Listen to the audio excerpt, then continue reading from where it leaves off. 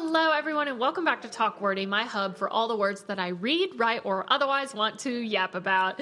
Today, I have a very special author guest on the pod. She's the Oregon-based author of spicy, small town, and sports romance, and her upcoming release, Memories of You, will release April 28th. Please welcome Madi Danielle. Hi! I am so happy to have you on the pod. You were actually one of my first authors that I booked for the convention. Ooh. So you had like that extra, like, first burst of adrenaline excitement. I was like, I booked my first one. I'm not a loser. This is so exciting. I feel so special. Yeah. Okay, so what I like to do with my guests to warm up usually, when we have longer episodes, we always debrief what we're reading, watching, listening to. But in a matter of conserving time, I just have to know, are you currently hyperfixating on anything pop culture-wise? I mean, the common answer is heated rivalry. It for is everybody. the common answer, but it is a good answer. But like, heated rivalry, Hudson, Connor, yeah. You know. Are you specifically, okay, I have to know, are you a Shane or an Ilya girl? And then are you a Connor or a Hudson girl? Okay. Definitely a Hudson girl. Just everything about his energy, I just love. But I don't know if I could pick Shane or Ilya. Like, I love them both. Like, it depends. It's like, I'm a mood reader. And so it depends on my mood, you know? Who is, you know? Yeah. I would ride and die for Connor's story. So I feel like we are like two halves of a best friends necklace in that way. Yes, I love him. Don't get me wrong. It's just something about Hudson's feral comments. He's insane. That man has never been PR trained in his life, and he does not care. It's my favorite. It's so funny because I feel like they are direct opposites of the characters they're playing, because Ilya on the show is just so like rough, coarse, blunt, gritty, like does like rarely laughs. So not Connor. And then Shane is just like this sweet angel baby, innocent, trying to figure out himself. And then in real life, watching their like not PR campaigns, but like their tour, their media tour, their press tour coverage, and Hudson will just be absolutely like filthy, insane, and Connor's just like traumatized but like laughing through it. It's so funny to watch. I think they make such a wonderful duo, and I love that they were essentially unknowns before they were brought onto the show. I feel like it really adds to the magic of heated rivalry. Yeah, that's like probably my favorite thing is that nobody knew. They had like less than 10,000 followers on the premiere, and now like they're huge like that. And that just shows too, like, the fan base, and especially, like, the romance fan base of, like, how big it really is, because it can be so looked down upon. And it's like, no. Look how much, look at this. Yeah. So.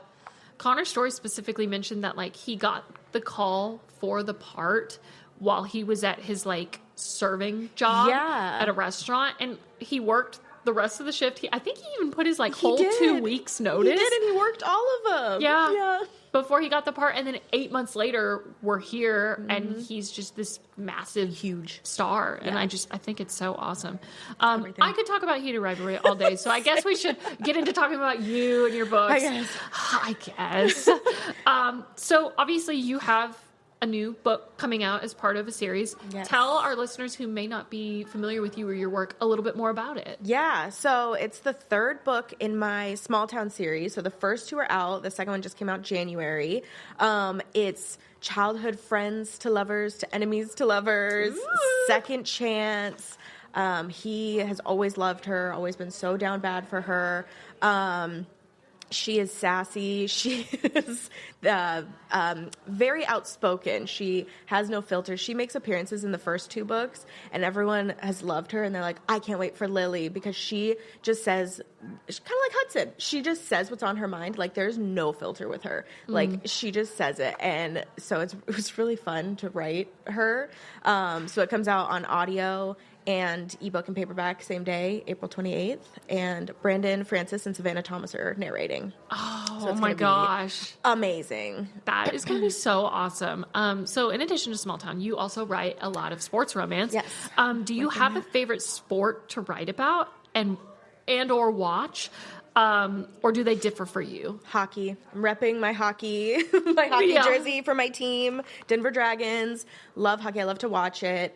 Love to write it. Took a little break, did MMA because I I find it interesting, but especially like the hockey fights, like people love that. And I'm like, what else? And like MMA is all fighting. So I thought that would be fun. And it was. And so but I will be going back to hockey and MMA technically because my hockey series is getting second gen after my small town is so done. Exciting. Yeah. So it'll have a little bit of everything. What's the process for you as an author when you are writing next gen? How does it differ from writing the original series? It's a learning curve for me because it's the first time I've done it. And a big thing for me is like there really can't be parental trauma with the kids because it's like, these characters, you love these characters. They weren't, bad people and you love them and I don't want to make them bad people. So there's none of that, which is a common theme I've found in my books. So that and also very complicated family trees. Yeah. Like I have it written out and it is complicated and I try to describe it. I'm like, yes, this person is the kid of this person and siblings of this person. And it's like, just don't worry about it. It'll make sense later. Yeah. Okay. So in your books that you write, you do so well at like blending all of the tropes to where it's not like, oh, of course, like here's, insert trope here, of course, because we have to have it for this book. I feel like you do a really good job of incorporating them seamlessly. So I thought we would play a quick little game. Okay. What I'm going to do is we're going to play a game of Kiss, Marry, Kill. Oh. But it's going to be for book tropes. Okay. So again, no wrong answers. They're only your answers. It's all subjective, but I am curious to know where these fall for you. So Kiss, Marry, Kill, brother's best friend, country boy, city girl dynamic, or single dad. Ooh, okay. Was brother's best friend? Mm-hmm. Yeah, I have to marry that one. Yeah. Something about that, like brother's best friend's brother, something, I don't know. Probably then Kiss, single dad. I haven't written it, but I love it. I love to read it. Yeah. That's one I love to read. And so then I guess I have to kill country boy and city girl. No. I don't want to, but it's a tough lineup though. Sacrifices need to be made. Okay, next up, enemies to lovers, slow burn, fake dating. Okay, I have to marry enemies to lovers. Yeah. You have to. I love that the marriages are like, yes, I know exactly who I'm marrying. Like that's the top. But probably kiss fake dating and kill slow burn. It's so funny because like I love angst, but at the same time I hate it. Yeah. Like, because it's shaking agonizing. The book. Yeah. You're like, just kiss. Yeah. And I'm like throwing the book. Like they almost kiss and they don't. And I'm like, That, but also reading so many slow burns, I feel like if I'm reading a physical book and there's like a romantic scene happening, but they haven't kissed yet, I will look at the page number and be like, oh, they're not kissing in this one. Yeah. Like, I just know they're not. If they are, is it really a slow burn? Right. So I just think that's kind of funny. Yeah. Okay. And then last lineup, mutual pining. He falls first. Second chance romance. Ooh, see, I really fell in love with Second Chance, writing Memories of You, so I think I have to marry that. But then also on the tail end of that, what was the second one? He Falls First. He Falls First, that one. Yep, that, I think I have to kiss that. I have to kiss He Falls First, because same thing. And then, but I do love mutual pining, but I have to get... We love mutual pining, but the other two just like edged it out a little more. Yeah, but Okay, in honor of Memories of You, are there any memories of your writing career thus far that are like super special to you? Yeah, when I released my first sports romance, which was A Hockey Why Choose the Hat Trick, I had released another series that just, it was, it's just there. I don't really talk about it. It's just kind of there. It's fine. But it was the first and it was learning and growing. And then I released the Hat Trick and same thing was, writing, kind of expecting the same thing, like not expecting anything. And then that, like, to me blew up. Like, I was so, like, what is happening? I just saw so many people talking about it online. I was tagged in more things than I ever had been. And then, like, Amazon rankings were broken because, of course, they were. Oh, so always. I don't have, like, that to go off of. But I did, as it progressed, it got, like, top 50 in sports romance. And I was like, what is happening? Yeah. And I was a social worker at the time. So I would, like, pull up to work and then like look at the ranking and see, it was like 40 something in sports romance. And I'm like, what is happening? Like, I don't even understand. So I will like just always remember that release and that book. I mean, that book is still like, yeah. So, yeah, that's just something about that. I know. I love that. I know, as somebody that has like achieved some writing milestones while at like her terrible day job, it's like, oh my gosh, how am I going to get through this day? Oh my gosh, I'm climbing with the rankings. Yeah, but what's going on here? Weird too, because I'm like, okay, now I got to go to court like for this case, and like, but yeah, I also had this fear. It was so funny too, like because I would get so scared of court, and I had to go a lot, and I was like, they're gonna find out it's me, pull up my books to try to discredit me in court. Like, I was so scared of that happening every single day. It never happened. That's good. But that was like a fear I was curious, like, with a lot of authors that have these completely non-writing related day jobs, like, do their coworkers or their day job environments know about it? Or is it like the Hannah Montana treatment? You're living a double life. That's how it was for me. Yeah. Nobody knew anything. Like, even talking, it was funny. My boss at the time, made a comment about like my court report that I written. She's like, you write like you're talking in it. And I'm like, well, that's because what I normally write is kind of how I talk. So that was a weird, I was like, but nobody knew. And I take it you don't work there anymore? No, I don't. No, that was hard, but no. Do you do authoring full time now? I do, yeah.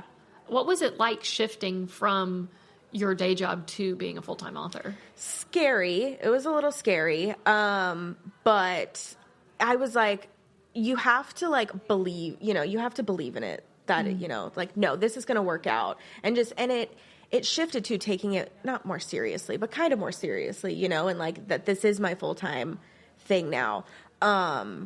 So it was, but I mean, it was a scary jump because, it was like leaving this soul-sucking government job. Yeah. to this thing that is more fulfilling in a different way. Yeah. And I feel like it's a really nice escape too. Like if you were able to create all of these literary universes just off of passion alone, like I think I feel like it would have been the right move, no matter the risks and the stress. Yeah. You were part of a panel at the convention this weekend about how romance authors approach writing open door versus closed door. For anyone who may have missed it, myself included, because I was working and I was very sad about it. Tell us your perspective on how you write romance and why it's the best fit for you. I write very open door, very open door. Why chooses and, everything, which I said at the panel, and it was kind of funny because it was like, oh, and I mean, I don't know. I like the spice. I like how it can like bring people together, like the intimacy without it, but also with it. And I just think like, and it's just a fun time, sometimes, Why Choose It gets complicated. I've drawn stick figures. I have to, figure out where everyone is. But, something about the spice, which is funny because I love when people meet me or see me in person and they're like, you don't look like what you write. And I'm like, you look so innocent. I'm like, okay, thanks. Great, yeah, whatever that means. Thanks. I think it's funny. I'm like, well, thank you. I don't know where it comes from either. I feel like I black out. Yeah. So. Okay. Okay, now we get into like my fun, like random reading questions about you, not just like as an author, but as just like a bookish person in general. Say that you were given 1 month, all expenses paid, to go somewhere and draft your next book. Where would you go, and what would you do during your writing breaks? Ooh, I would want to go to like a cabin in the forest. just a pretty A-frame, secluded forest, and probably like blast music, because I get a lot of inspiration from music, like just something about it, like it could be a line in it that like triggers a scene, or just I don't even know. So I'd probably just like blast music in the middle of the forest where no one could find me.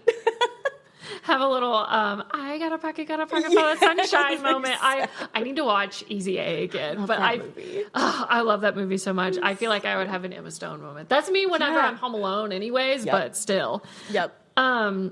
If you could wipe your memory and reread a book for the first time, what book are you picking and why? Oh, there's too many good choices. Can it be a series? The Off-Campus series. Yes, I love Elle Kennedy. And Are you excited for the adaptation? I'm so excited. I'm so excited because they've already renewed it for a season 2 and it hasn't even come out yet. That I feel like is testament enough. I will put myself out there and I will say that originally when I saw the casting, not all of the casting, but some of the casting, I was suspicious. Yeah. I was a little on edge. I was like, I don't know how I feel about this. I have a feeling that the press and media tour is going to work overtime, and I think so. My mind is going to be changed. Yeah. I did start to see the vision on, pretty much everyone, mostly. Yeah. But I think that I have hopes. Yeah. I'm excited just to see it. Just like Garrett Graham. Yeah. I love Garrett Graham. I was going to say, do you have a favorite book of the Off-Campus series? Deal. But yeah. The Deal. The OG Garrett Graham, Yeah. I met Elle Kennedy and I passed out. Yeah, pretty much. But the first thing I said to her, and I was like, thank you so much for Garrett Graham. Yes. She did the Lord's work. I probably scared her a little bit, but it's fine. Yeah. I feel like every time that I'm meeting an author that I really admire, I think to myself, oh my gosh, I'm going to come off psychotic to them. And then I have to remind myself, there are people infinitely more insane than I am. I'm going to be okay. It's okay. The author is probably expecting this. Yeah. It's all going to be fine. Yeah, she was very nice to me, but she was like, it was in Vancouver, and so they were actually filming off campus there. And so she's like, oh, I'm going to go meet him on Monday. She was going to go to set, and I was like, can I come? I didn't ask, but I wanted to. Okay, this next question is kind of a two-part question. Okay. So first of all, are you, do you like music? Are you into popular music these days? Wonderful. I have been dying to ask authors this question, but if they are not music people, it's not the most successful question. If your books were to be adapted into a TV show or a movie, what songs would you want fans to use for TikTok thirst traps? Ooh, thirst traps. Because let me tell you, Heated Rivalry, I have yet to see a bad edit. Yeah. The thirst edits everywhere, anything with Tom Blythe, they're everywhere on my page. And they've made me have a resurgence of old 2000s music, Breaking Dishes was really big. Oh, that was so good. Shaggy had with the Pedro Pascal edit. So I'm curious, what kind of songs would you want the TikTok editors to use for a hypothetical adaptation of your books? See, I love the Breaking Dishes one, but I also love the Sabrina Carpenter. It's the house tour and Tears and the When Did You Get Hot, all of those ones. Yeah. I don't know what it is about them, but I love those. So probably Sabrina Carpenter.